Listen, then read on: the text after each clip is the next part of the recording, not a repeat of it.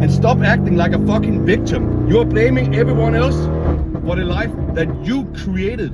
Your actions led you to where you are today. Not your mom, not your dad, not your kids, not your fucking wife. You did it.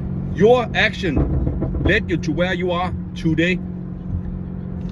The sooner you realize that, the sooner you can change your life.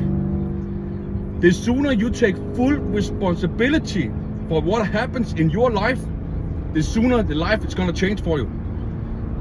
When I went into a basement apartment, when I lost everything, when I had to sell my house, when I went into $20,000 in debt, I blamed everyone else, everybody else.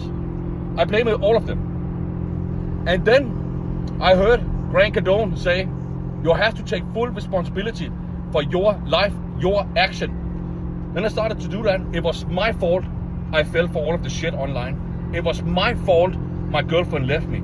It was my fault I had to sell my car. It was my fault I went into $20,000 in debt. The moment I did that and took full responsibility, my life started to change.